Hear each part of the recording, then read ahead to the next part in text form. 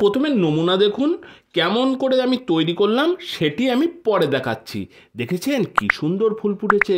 এটি হচ্ছে দোপাটি গাছ। আপনার ছাদ বাগানের জন্য এই দোপাটি গাছের তুলনাই হয় না।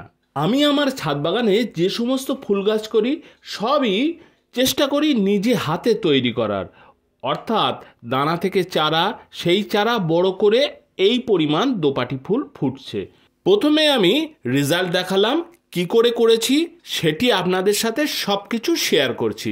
তার আগে একটি কথা বলবো, আমার চ্যানেলকে সাবস্ক্রাইব করে বেল বাটনকে অলে সেট করে দিন। দোপাটি ফুল যে শুধু বর্ষার ফুল তা কিন্তু নয়। এই দোপাটি ফুলের দানা আমি গত সিজনের আমি রেখে দিয়েছিলাম, সেই দানা আমি এই শোধন করা মাটিতে আমি ছড়িয়ে দেব। এই মাটি কি করে শোধন করতে হয় তার একটা ভিডিও আমি আগের বছর দিয়েছিলাম, পারলে দেখে নেবেন, আপনাদের কাজে দেবে। যাই হোক, এই মাটিতে আমি দারুণ করে ছড়িয়ে দিয়ে এই মাটি আমি ওপর থেকে লেবেল করে দিলাম। হাতটি কিন্তু আমার নয়, বৌদির, আমি শুধু ছবিটা তুলেছি।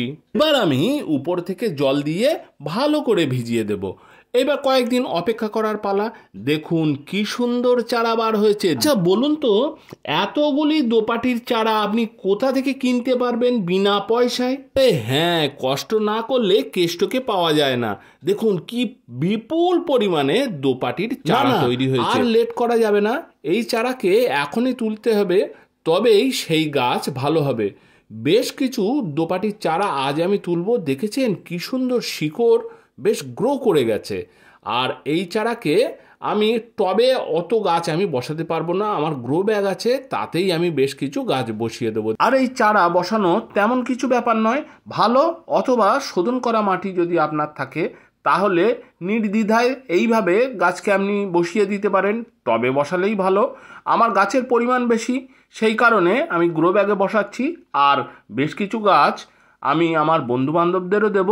এইভাবে উপর থেকে মাটি দিয়ে ভালো করে গোড়াকে সেট করে দিন এবং চারধার দিয়ে চেপে দিয়ে একটু জল দিয়ে দেবেন।